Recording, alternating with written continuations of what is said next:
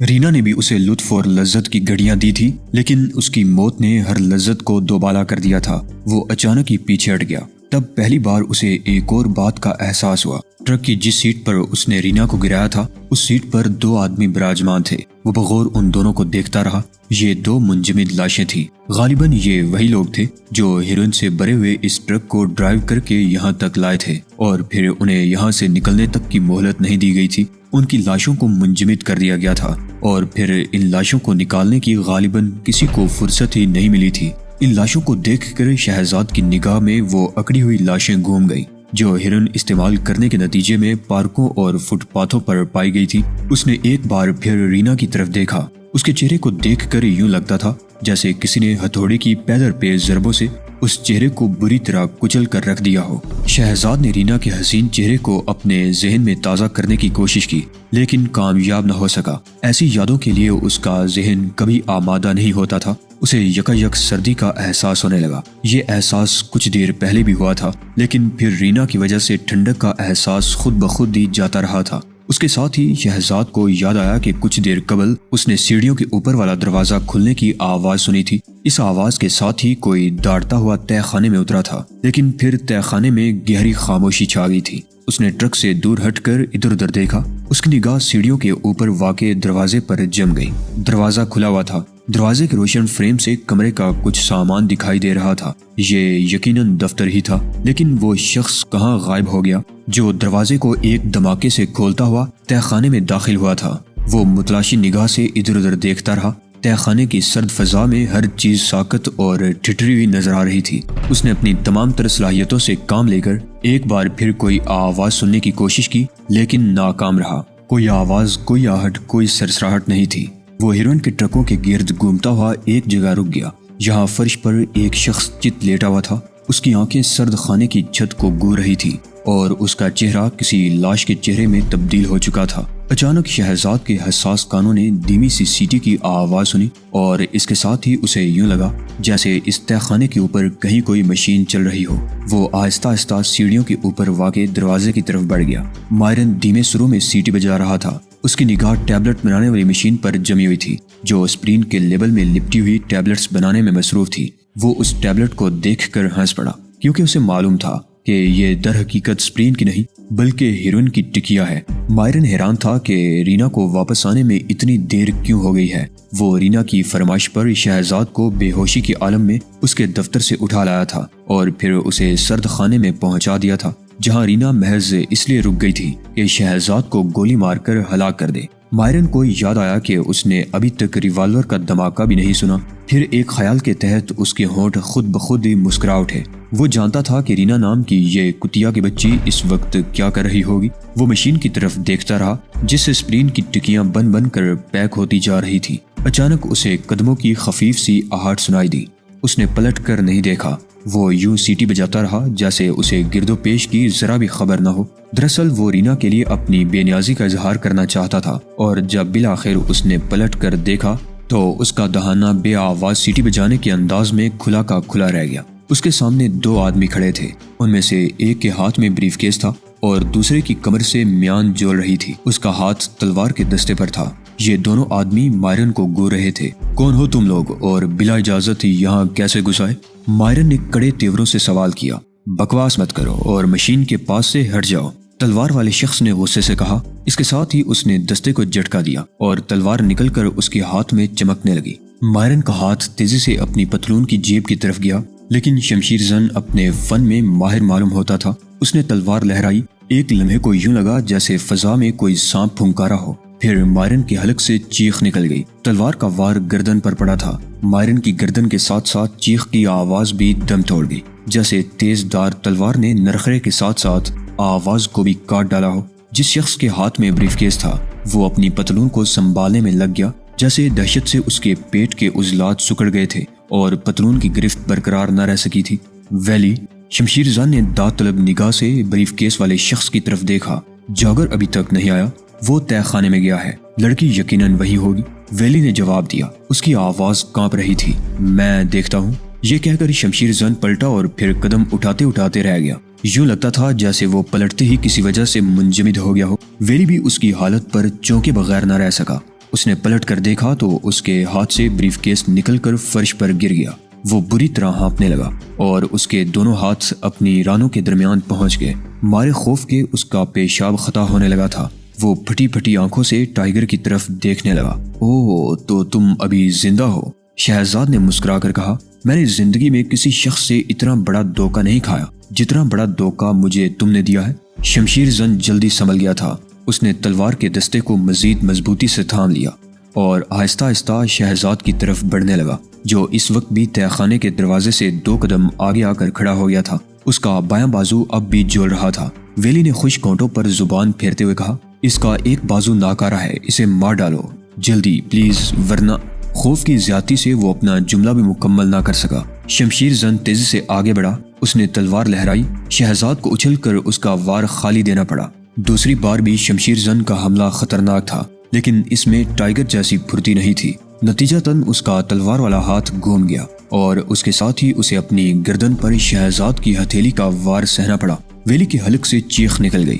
اس نے کچھ دیر قبل مائرن کی گردن کو تیز دار تلوار سے کٹتے دیکھا تھا، لیکن اب اس نے محض ہاتھ سے گردن کو جسم سے الگ ہوتے دیکھا تھا۔ وہ فرش پر بیٹھ گیا اور فرش پر اس کے گرد زرد سا سیال بکھرنے لگا۔ شمشیر زن کے ہاتھ سے تلوار چھوٹ گئی تھی اور اس کا بے سر کا لاشا تڑپ رہا تھا۔ شہزاد نے تلوار اٹھا لی۔ ویلی نے آنکھیں بند کر لی۔ میں اس بار تم سے دھوکہ نہیں کھاؤں گا ویلی۔ شہزاد کا لہجہ بے حد خونخوار تھا۔ میں حیران ہوں کہ تم اس وقت کیسے زندہ رہ گئے تھے۔ میں بے ہوش ہوا تھا، وہ ہکلایا۔ شہزاد ایک قدم اور آگے بڑھ گیا۔ اس کی نگاہ مائرن کی لاش پر پڑی، جس کے تڑپنے سے خون کے چینٹے اڑ اڑ کر اس پاؤڈر تک پہنچ رہے تھے جو اسپرین کی ٹکیوں میں تبدیل ہو رہا تھا۔ یہ ہیرون کا پاؤڈر تھا اور اس میں مائرن کے خون کی آمیزش ہو رہی تھی۔ ٹائیگر نے نفرت سے ویلی کی طرف دیکھا۔ اس قدر حقیر اسے پہلے کبھی کوئی انسان نہیں لگا تھا، لیکن شہزاد کو یہ بھی احساس تھا کہ اسی حقیر شخص کی وجہ سے اس کا بایاں بازو کندھے سے الگ ہوا ہے۔ ویلی آنکھیں بند کیے ہوئے تھا۔ اس کے ہونٹ سفید پڑ گئے تھے اور اس کے رخسار کی ایک نس شدت سے تڑپ رہی تھی۔ شہزاد کا تلوار والا ہاتھ بلند ہوا اور پھر ویلی کے سر کی طرف گرتا چلا گیا۔ کھوپڑی پر تلوار لگی تو اسے کچے ناریل کی طرح کاٹتی ہوئی پسلیوں کے درمیان پہنچ گئی۔ ویلی 2 حصوں میں تقسیم ہو گیا۔ شہزاد نے تلوار پھینک دی اور ہیروئن کی ٹکیاں بنانے والی مشین کو بند کر دیا۔ خاموشی چھا گئی، گہری خاموشی۔ پھر ٹائیگر فون کی طرف بڑھ گیا۔ اگلے لمحے وہ ایک نمبر ڈائل کر رہا تھا۔ اوشان کی آنکھیں ابھی تک سرخ تھیں۔ وہ بار بار بڑبڑا رہا تھا اور اس کی مٹھیاں کئی بار غصے سے بھیگ چکی تھی۔ شہزاد ٹائیگر آنکھیں بند کیے ایک صوفے پر نیم دراز تھا۔ اس کا بایاں بازو ایک پٹی کی مدد سے اٹھا ہوا تھا۔ یہ پٹی اوشان نے اس کے گلے میں باندھی تھی۔ تم مجھے مایوس کر رہے ہو شہزاد، اس نے ٹہلتے ٹہلتے رک کر کہا۔ یقیناً تم اس وقت ذہنی طور پر کسی اور طرف متوجہ تھے۔ شہزاد نے ندامت سے سر جھکا لیا۔ اوشان کا اندازہ غلط نہیں تھا۔ وہ اس وقت رینا کے پرکشش جسم میں کھویا ہوا تھا۔ اوشان نے اس کے کندھے کی ہڈی بٹھا دی تھی اور اب وہ خود کو خاصا بہتر محسوس کر رہا تھا۔ اس کندھے نے اسے بے حد تکلیف دی تھی، لیکن ہیرون کا جتنا بڑا ذخیرہ اس نے دریافت کیا تھا، اسے یاد کر کے اسے تکلیف کے مقابلے میں کہیں زیادہ خوشی محسوس ہو رہی تھی۔ اوشان کے سامنے اسے جس ندامت کا احساس ہوا، وہ بھی اس خوشی کے سامنے ہیچ تھی۔ اس کے علاوہ شہزاد ٹائیگر کے لیے خوشی کی ایک اور خبر بھی تھی کہ اس کا چیف جزیرہ فردوس سے ہمیشہ کے لیے امریکہ آ گیا تھا۔ جزیرہ فردوس کے صدر مملکت سے ہونے والے آئے دن کے اختلافات بالآخر فل کرافٹ کی تباہی کا باعث بن گئے، لیکن بہرام اپنے بہت سے جانصاروں کے ساتھ جزیرہ فردوس سے فرار ہونے میں کامیاب ہو گیا اور اب وہ فل کرافٹ کی تنظیم کو دنیا کے ہر ترقی یافتہ ملک میں پھیلانے کا کام کر رہا تھا۔ فی الحال اس تنظیم کی پالیسی مکمل طور پر مرتب نہیں ہوئی تھی، تاہم یہ طے کر لیا گیا تھا کہ ٹائیگر ہر اس ملک میں جا کر کام کرے گا جہاں انسانیت کو اس کی ضرورت ہوگی۔ ٹائیگر کے لیے اپنی شخصیت کے اس پہلو پر فخر کرنے کا کوئی ٹھکانہ نہیں تھا۔ اس نے یہ سب باتیں اپنے استاد اوشان کو بھی بتا دی تھی، لیکن اوشان اس کے کندھے کی وجہ سے بے حد ناراض تھا۔ اس نے خوشی کا اظہار تو نہیں کیا، لیکن شہزاد جانتا تھا کہ وہ دل ہی دل میں اپنے شاہکار ٹائیگر کی اس اہمیت پر نازاں ہے۔ اب تم 1 ماہ تک اسی کمرے میں قید رہو گے، اوشان نے سخت لہجے میں کہا۔ تمہیں کسی عورت سے ملنے کی اجازت نہیں دی جائے گی اور 1 ماہ تک تم صرف اپنے بائیں بازو سے پریکٹس میں مصروف رہو گے۔ لیکن اوشان، شہزاد نے مسکرا کر کہا، چیف بہرام تو یہاں آتے ہی میرے لیے کوئی مصروفیت ڈھونڈنے میں لگ گیا ہوگا، میں اس سے بات کر لوں گا۔ اوشان اغرایا، اور اگر وہ آمادہ نہ ہوا تو میں تمہارا دایاں کندھا بھی بیکار کر دوں گا، اوشان نے تلخی سے کہا۔ اوشان، شہزاد نے بڑے پیار سے کہا، کیا بات ہے؟ اوشان چونک کر اسے گورنے لگا۔ شہزاد اس لہجے میں اسے بہت کم مخاطب کیا کرتا تھا۔ تم شاید ایک بات سے ناواقف ہو۔ کس بات سے؟ یہی کہ غصے میں تمہارا حسن کس قدر بڑھ جاتا ہے۔ بکواس مت کرو۔ اوشان جھیم گیا۔ اس کے ہونٹوں پر مسکراہٹ رقص کرنے لگی تھی۔ کاش تم میرے دل میں جھانک کر دیکھ سکتے، شہزاد نے مزید جذباتی انداز میں کہا، اور اپنی تربیت کے بلبوتے پر آنکھوں میں بے پناہ پیار پیدا کر لیا۔ اوشان اس کی آنکھوں میں دیکھتا رہا۔ اس کے ہونٹوں پر مسکراہٹ گہری ہوتی جا رہی تھی۔ شہزاد جانتا تھا کہ وہ اسے جذباتی طور پر متاثر کرنے میں کامیاب ہو گیا ہے۔ تم گدھے ہو، اول درجے کے گدھے۔ اوشان کندھے اچکاتا ہوا ٹی وی کی طرف بڑھ گیا۔ اس نے ٹی وی کھولا اور اپنے پسندیدہ پروگرام کو دیکھنے میں محو ہو گیا۔ شہزاد خاموش بیٹھا اسے دیکھتا رہا۔ اس کے ہونٹوں پر اب بھی مسکراہٹ تھی۔ امریکہ کا ایک بینکار ان دنوں سوئٹزرلینڈ کے مقام لوکرین میں مقیم تھا۔ اس کی حالت خوف اور دہشت کی وجہ سے تباہ ہو چکی تھی، اور اس نے اسی عالم میں 10 صفحات جلدی جلدی لکھ ڈالے تھے۔ یہ 10 صفحات اس کے ملک امریکہ کی بقا کے لیے بے حد اہم تھے۔ اس نے ایک بار پھر اپنی تحریر کو پڑھا، اور پھر ایک زرد لفافے میں یہ کاغذات رکھ کر اسے سربھمر کر دیا۔ اس نے خط پر وزارت خزانہ واشنگٹن کا پتہ لکھا اور سوچ میں پڑ گیا۔ ان 10 صفحات میں اس نے امریکہ کے صدر کے نام یادداشت تحریر کی تھی، اور آخر میں لکھا تھا کہ اگر امریکہ دنیا کے نقشے پر اپنا وجود برقرار رکھنا چاہتا ہے تو اسے فوری طور پر کوئی نہ کوئی احتیاطی تدابیر اختیار کرنی چاہیے۔ پورٹر نامی یہ بینکار جانتا تھا کہ اگر اس نے یہ خط صدر مملکت یا وزیر خزانہ کے نام پوسٹ کیا تو کبھی ان تک نہیں پہنچے گا، اس لیے اس نے وزارت خزانہ کے پتے پر اپنی سیکرٹری کا نام لکھ دیا۔ یوں یہ خط ایک نجی خط کی حیثیت اختیار کر گیا۔ اسے یقین تھا کہ اس کی ہونہار سیکرٹری یہ خط صدر مملکت تک پہنچا دے گی۔ پورٹر گزشتہ 3 ماہ سے دنیا کے مختلف ممالک کا دورہ کر رہا تھا، اور اسی دورے کے دوران میں اسے ایسے حالات معلوم ہو گئے تھے کہ جن کا علم ہونا اس کی زندگی کے لیے خطرناک بھی ثابت ہو سکتا تھا۔ وہ جانتا تھا کہ اب اس کی زندگی غیر محفوظ ہے۔ یہی وجہ تھی کہ اس نے تمام معلومات تحریری شکل میں اپنی سیکرٹری کو بھیجنے کا انتظام کر لیا تھا۔ یہ سب کچھ کرتے وقت وہ حیران تھا کہ آخر اس کی حکومت ان حالات میں کیا کر سکے گی۔ تبھی اسے اس پراسرار ہستی کے بارے میں یاد آیا جس کے متعلق اس نے اپنے ملکی اخبارات میں بہت کچھ پڑھا تھا، لیکن اس ہستی کے حقائق کا اس سے زیادہ علم نہ ہو سکا کہ وہ ایک مافوق الفطرت ہستی ہے۔ اگر ایسا نہ ہوتا تو ہیروئن کا جتنا بڑا ذخیرہ اس ہستی نے کھوج نکالا تھا وہ کبھی سامنے نہ آتا۔ کاش وہی ہستی اس کام کو بھی اپنے ہاتھ میں لے لے، پورٹر نے خود کلامی کے انداز میں کہا، اور پھر پیشانی سے پسینہ پونچھتا ہوا فون کی طرف بڑھ گیا۔ اس نے واشنگٹن میں موجود اپنی بیوی کے لیے طویل فاصلے کی کال بک کروائی اور فون کے قریب ہی بیٹھ کر سلسلہ ملنے کا انتظار کرنے لگا۔ خوف کی زیادتی سے اس کا چہرہ زرد پڑ گیا اور اس کے ہاتھوں میں کپکپاہٹ پیدا ہو گئی۔ اچانک فون کی گھنٹی بجنے لگی۔ ہیلو، دوسری طرف سے اس کی بیوی کی سریلی آواز سنائی دی۔ اس آواز کو سن کر پورٹر کا خوف قدرے دور ہو گیا، اور اسے یوں محسوس ہونے لگا جیسے خوف برف کی ایک ایسی سیل کی مانند تھا جو اس کی بیوی کی آواز سے خود بخود ہی پگھل گئی ہو۔ ہیلو ڈارلنگ، پورٹر نے اپنی آواز کو حتیل وسیع پرسکون بناتے ہوئے کہا۔ تم کب واپس آ رہے ہو جان؟